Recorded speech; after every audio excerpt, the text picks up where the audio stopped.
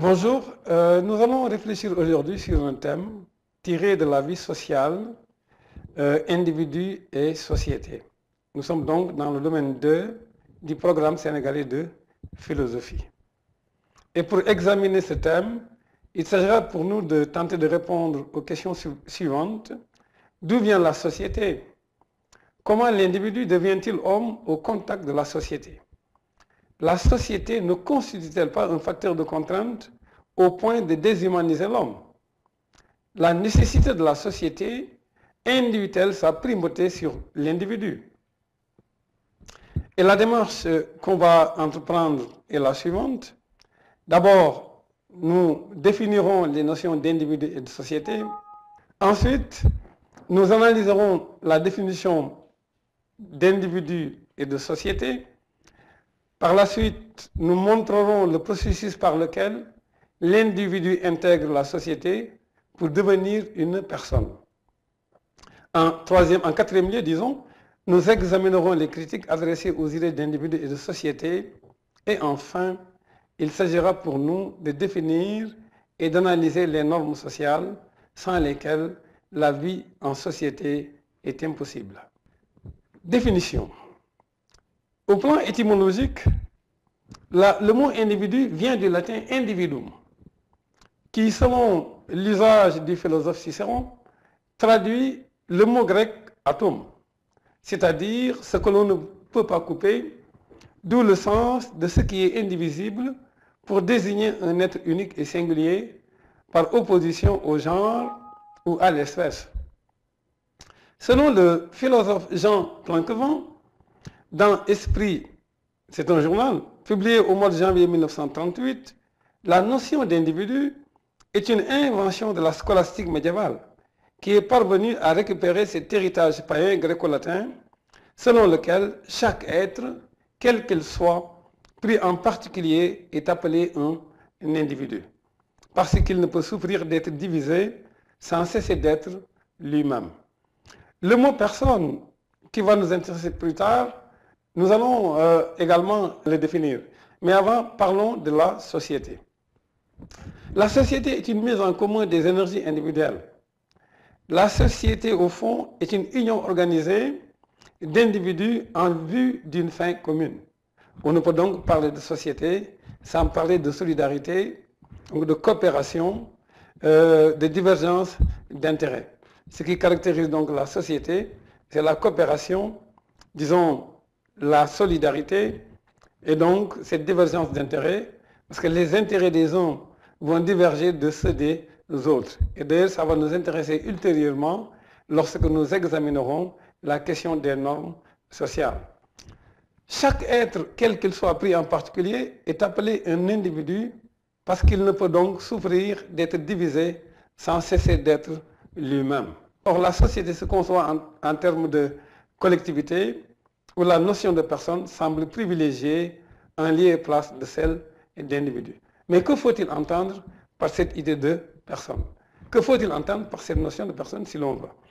Le mot personne vient du latin persona, qui désigne le masque au théâtre et traduit le grec prosopon, renvoyant au rôle attribué d'un masque et par extension à des valeurs telles que honneur et dignité, en opposition à la chose reste. On voit par là que le terme de dignité humaine est en relation directe avec celui de personne. Ce terme de personne a très tôt une connotation religieuse. Il faut d'abord le souligner. Une idée dérivée amène à la signification de personnage important de la société, de personnalité revêtue d'une dignité ecclésiastique. L'individu donc est à différencier de la personne. Et nous allons voir en quoi cette idée d'individu, il faudra la différencier donc de la personne. L'individu, l'être humain unique et singulier, indivisible, devient une personne en intégrant la société. Et cela se comprend car le mot personne vient, comme on l'a souligné tout à l'heure, du latin persona, qui désigne le masque au théâtre et traduit le mot grec prosopon, qui renvoie au rôle que l'on est appelé à jouer donc dans la société. Mais il faut voir que si de toute façon l'homme, pour s'humaniser, ne peut vivre et s'épanouir que dans la société, il faut remarquer quand même qu'une société n'est pas décomposable en individus. L'individu est à concevoir en termes de membres indissociables d'un corps. Et c'est d'ailleurs cela qu'Aristote nous montre par ces mots. Voilà ce qu'il dit. L'individu pris isolément est incapable de se suffire à lui-même. Il sera par rapport à la cité, comme dans d'autres exemples, les parties sont par rapport au tout, sont par rapport donc au tout. Et cette idée d'Aristote est confirmée par contre lorsqu'il dit ceci. L'individu est la partie inséparable d'une totalité organique qui le dépasse. La société étant alors en fait et en droit première par rapport aux individus, ceci ne saurait avoir envers elle que des devoirs. Mais par quel processus l'individu se socialise-t-il au point de devenir une personne? Qu'est-ce qui pousse cet individu à intégrer la société? Pour répondre à ces questions, il faudra d'abord retenir que l'homme ne peut vivre et s'épanouir en dehors de la société. Les premiers besoins humains ne peuvent être satisfaits sans le secours de ses semblables. Et c'est cela que les Wolofs ont compris lorsqu'ils disent que l'homme est le remède de l'homme. Être une personne, c'est donc une source autonome d'action et que la société est un mal nécessaire, comme le fait remarquer Schopenhauer. Arthur Schopenhauer a écrit un texte magnifique où il utilise une métaphore, celle des porcs épics. Je vais essayer de résumer le texte qui dit à peu près donc ceci. Par une froide journée d'hiver, des porcs épics qui vivaient en colonie se serrèrent étroitement pour ne pas mourir de froid. Mais ils s'infligèrent mutuellement des piqûres, alors ils installèrent une bonne distance, et cette distance, ils l'appelèrent politesse et savoir-vivre. À travers ce texte de Schopenhauer, nous nous rendons compte que l'homme est condamné à vivre avec ses semblables. Sinon, ce qu'il va advenir de lui, c'est la disparition. Parce qu'il y a des menaces qui le guettent. Il est menacé par les bêtes sauvages, il est menacé par les intempéries climatiques, ici dans le texte de Schopenhauer. Ainsi donc, nécessairement, cet homme-là, cet individu, est appelé à vivre avec les autres, donc à intégrer la société. Ce qui fait que la société peut se concevoir comme une nécessité, peut se concevoir certes comme un mal dans la mesure où elle est contraignante, elle exerce sur nous en tant qu'individu énormément de contraintes, mais malgré ces contraintes, on est obligé pour s'épanouir d'intégrer donc ce cadre-là sans lequel on risque de périr, on risque de disparaître. La société donc humanise l'homme. Sans la société, l'homme se déshumanise fatalement. Il n'y a pas pour l'homme de rapport possible au monde ou à la nature qui ne soit médiatisé par la société. Et les exemples sont nombreux. Nous avons un excellent texte du médecin français Itard qui le montre. Il le montre dans un ouvrage dont le titre est le suivant, Mémoire sur Victor de l'Aveyron. Et voilà ce qu'il dit. Je le cite. J'étais sur ce globe sans force physique et sans idées innées, hors d'état d'obéir par lui-même aux lois constitutionnelles de son organisation, qu'il appelle au premier rang du système des êtres, l'homme ne peut trouver qu'au sein de la société la place éminente qui lui fut marquée dans la nature, et serait, sans la civilisation, un des plus faibles et des moins intelligents des animaux. Vérité sans doute bien rebattue, mais qu'on n'a point encore rigoureusement démontrée. Ce texte du médecin français Itard nous montre donc la nécessité de la société sans laquelle, comme nous l'avons souligné tout à l'heure, eh bien l'homme se déshumaniserait. Et nous avons d'autres textes comme le célèbre texte de Lucien Malson, Les enfants sauvages, avec l'histoire de ces deux jeunes filles qui ont été élevées par des loups. L'une s'appelait Amala et l'autre Kamala. Étant élevées par des loups, elles mangeaient comme elles marchaient comme elles, disons, elles marchaient à quatre pattes, donc comme des animaux, et ces enfants loups ne pouvaient même pas prononcer un mot du langage humain. L'une va mourir d'ailleurs prématurément, et l'autre, il a fallu des efforts énormes pour qu'elle puisse prononcer, cette deuxième jeune fille, pour qu'elle puisse prononcer quelques rares mots du langage humain. Nous avons également un autre exemple, c'est celui de Robinson Crusoe.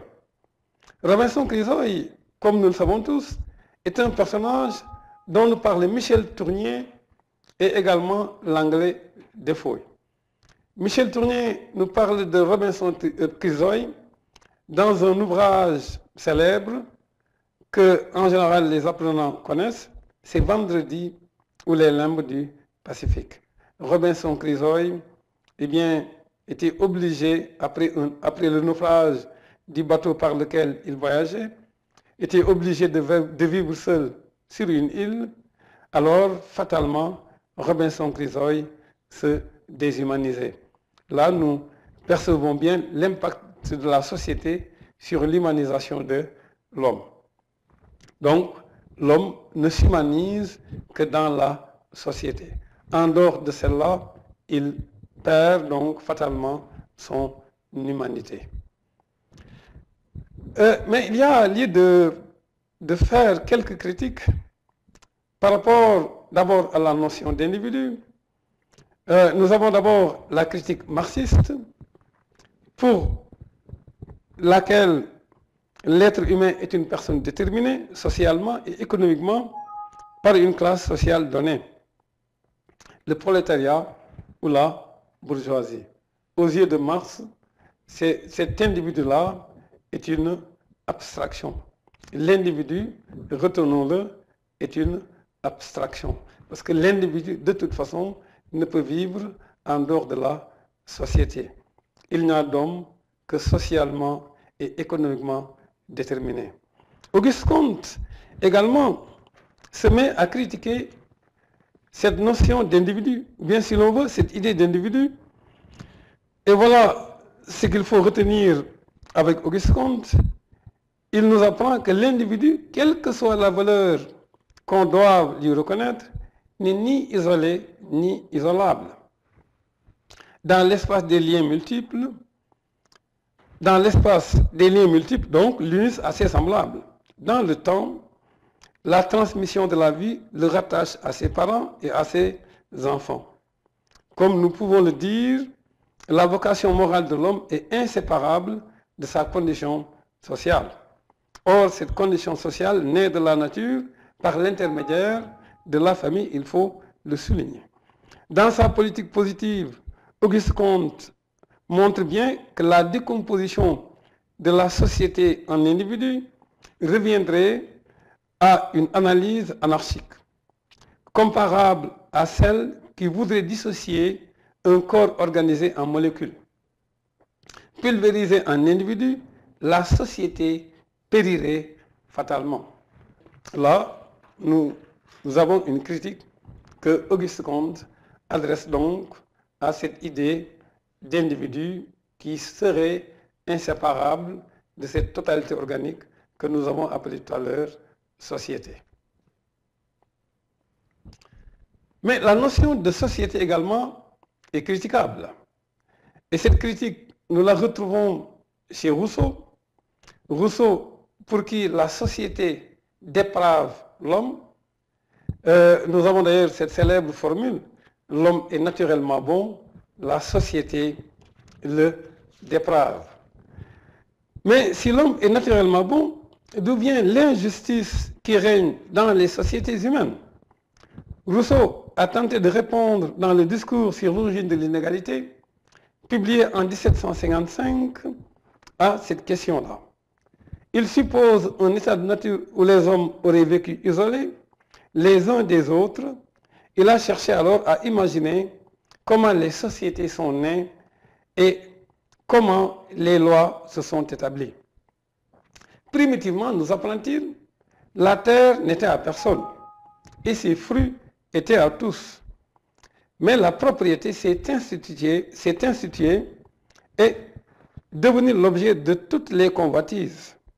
Elle a fait naître un état de guerre permanent et pour y mettre un terme, s'est conclu entre riches et pauvres un pacte installant cela dans leur richesse et ceci dans leur misère.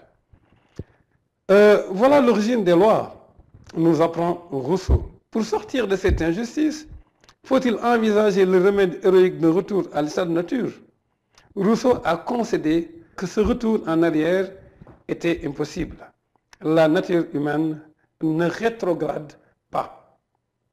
La nature humaine ne rétrogradant pas, l'homme ne peut pas se soustraire donc de cette société, malgré les entraves, malgré les contraintes qu'il est appelé à subir dedans. Donc il faut trouver une réorganisation de cette société-là, disons, essayer de guérir le mal par le mal, en quoi faisant, en envisageant, en imaginant, en concevant, si l'on veut, un contrat social.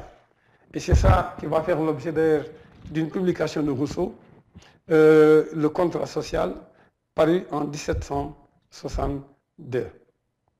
Alors, la société donc, comme nous l'avons dit, est caractérisée par la division du travail, la coopération, mais encore par les divergences d'intérêts.